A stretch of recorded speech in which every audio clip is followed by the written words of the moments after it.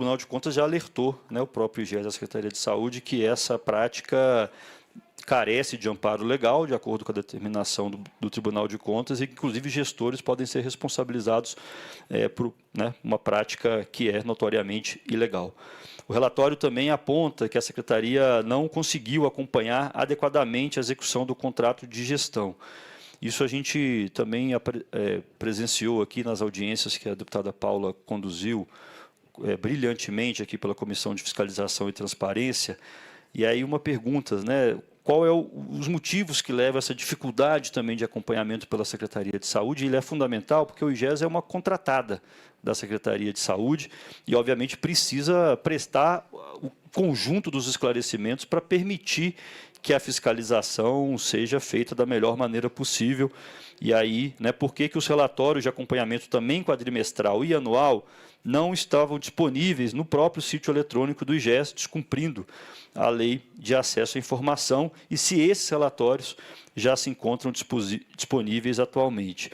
A auditoria também identificou que os relatórios financeiros do IGES não apresentam os dados essenciais, como execução bancária, extratos bancários e aplicação dos recursos, e se poderia, para nós aqui, explicar por que essas informações foram emitidas nesses relatórios. A auditoria também apontou que o IGES acumulou uma dívida superior a 160 milhões de reais, incluindo tributos não pagos e dívidas com fornecedores. Se também já tem uma estratégia de, bom, como esse colapso financeiro aconteceu, quais são os motivos e também quais são os mecanismos para sanar essa questão. E o Ministério Público e a Polícia Civil investiga hoje o IGES por contratos suspeitos, inclusive nos casos de superfaturamento de 17 milhões em aluguel de imóveis e 33 milhões em contratos de informática. Essa é uma investigação que está em curso. Se o senhor tem, né, acesso a essas investigações e também como responde não só a elas, não no processo, obviamente, da investigação, mas da transparência, né, nessa relação IGES-sociedade. Então, acho que um conjunto dessas questões. Uma próxima, Kleber, é sobre a CAC, né, a Comissão de Acompanhamento do Contrato da Secretaria de Saúde, que apontou que o IGES não atingiu as metas de produção, os indicadores e o desempenho contratual nos últimos anos, o que levanta, o que eu disse no início, essa série de questionamentos sobre a eficiência do modelo de gestão. Então, a pergunta seria quais medidas, né, concretas hoje, já que eu acompanho pelo menos mais de perto nos últimos 2 anos, pela Comissão de Saúde que eu presidi, nós não foi apresentado de maneira eficiente, transparente e efetiva pela antiga gestão do IGES, de quais medidas serão implementadas para garantir que o IGES cumpra, de fato, as metas estabelecidas no contrato e entregue esse serviço para a população.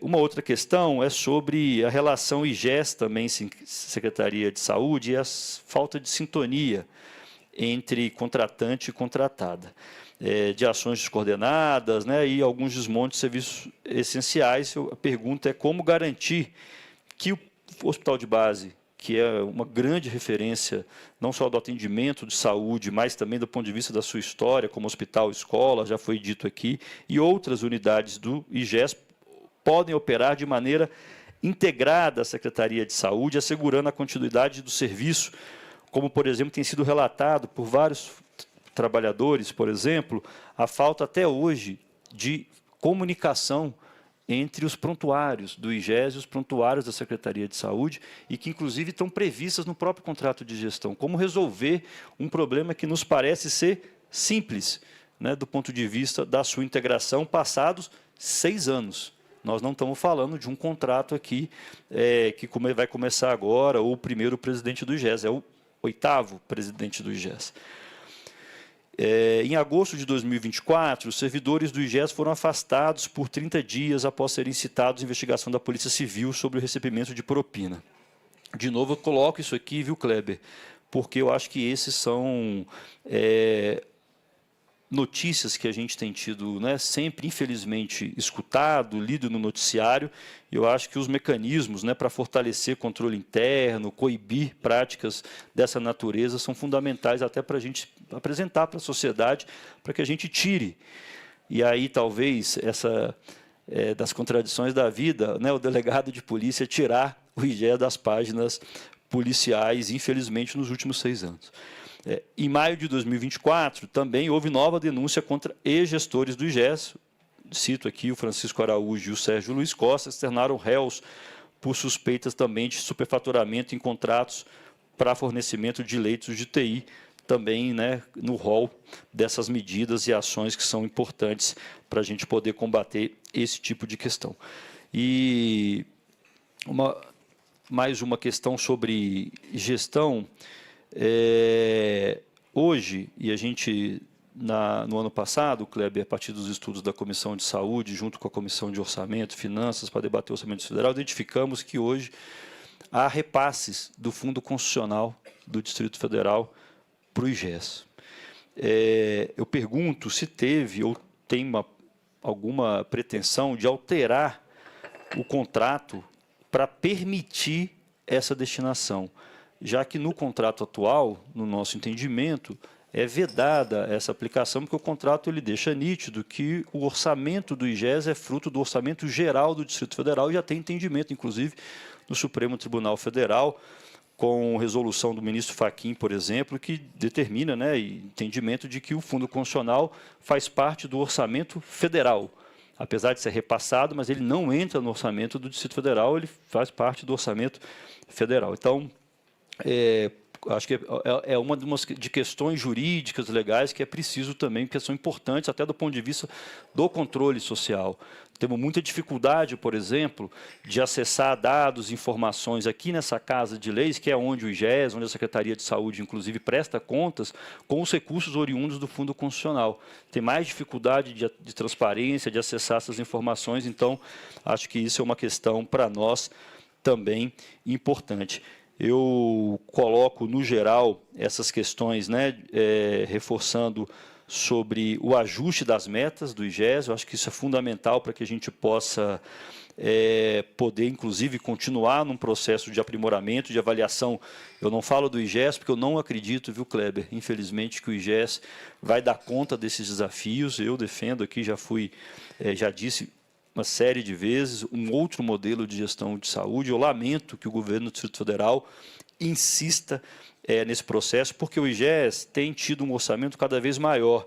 Eu não quero entrar aqui num debate de tese, mas quando o senhor colocou, né, a gente já fez esse debate aqui antes, que o IGES, comparado com o atendimento, 20%, né, se eu não me engano, da assistência, e você olha o orçamento e isso não bate, eu acho que tem outras questões que não estão nessa conta. Por exemplo, a estrutura, né, do que o IGES opera não foi construída pelo IGES, é uma estrutura pública, o Hospital de Base, o Hospital de Santa Maria, várias dessas UPAs, são passivos também que o setor público, o orçamento geral da saúde, uma vez já aplicou, isso é patrimônio da sociedade, então é uma conta que, muitas vezes, esse desequilíbrio tem também por conta disso. O senhor colocou, inclusive, uma outra questão, que é da folha de pagamento, ela é desproporcional entre Secretaria de Saúde e IGES, então a Secretaria de Saúde, inclusive, do meu ponto de vista, corretamente valoriza os seus profissionais de maneira que o IGES, em grande maioria deles, técnicos de enfermagem, enfermeiros, tem um salário muito abaixo, então são comparações também que eu acho que não dá para fazer só desse número, né? Mas o IGES, isso é um fato, a cada ano que passa tem tomado conta de um orçamento cada vez maior. Esse ano, inclusive, cerca de um aumento de quase 2 bilhões de reais no orçamento da saúde para 2025 do Distrito Federal, quase metade disso é para o IGES, desse crescimento, né, do orçamento comparado a 2024, 2025. Então, de fato, tem englobado, e isso acho que é fundamental a gente também pensar a partir desse processo. Eu queria, e aí, passando para encerrar, recentemente foi noticiado um novo centro de distribuição da saúde do Distrito Federal. Pergunta se o centro já está operacional, como se dará essa implementação, se tem previsão de novas unidades, quais são suas propostas também para melhorar a gestão de estoque e abastecimento contínuo de materiais e medicamentos. Pergunto isso porque tem chegado e chegou, né, a deputada Deise foi vice-presidente da SESC até o ano passado, isso chegava quase toda semana, uma série de denúncias sobre isso. Imagino, deputada Deise, que continua chegando na Comissão de Saúde.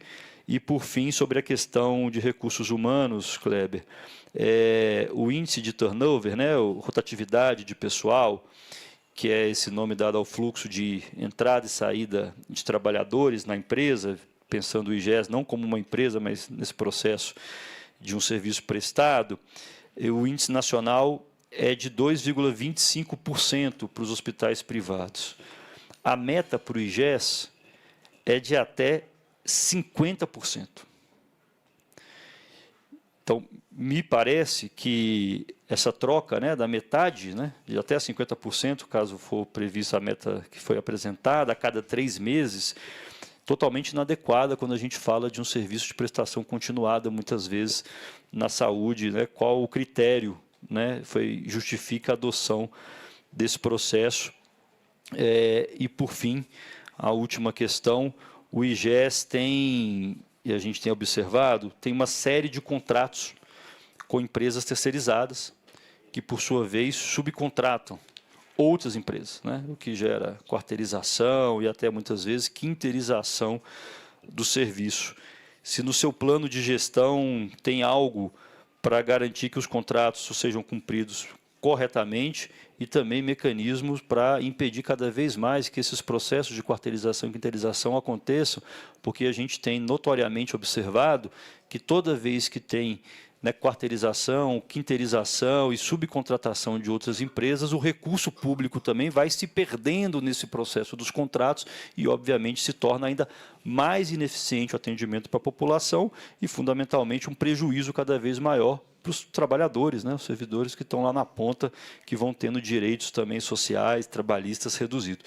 Então, eu gostaria, assim, viu, deputada Deise, de pedir essa licença por um conjunto alargado de questões, mas, da nossa parte, é fundamental, de novo, não me parece cabível separar uma tentativa de separação do modelo IGES, né, viu, Kleber, o senhor respondeu a pergunta do Martins Machado, do que te motivou pessoalmente, né, e respondeu com muita sinceridade aqui, né, assumir esse desafio. Termino aqui falando o que eu falei para o Juracy, né, há 2 anos atrás. Infelizmente, não me parece que o senhor será o último presidente do IGES. Acho que nós vamos nos deparar, infelizmente, com outros nomes, mas os mesmos problemas.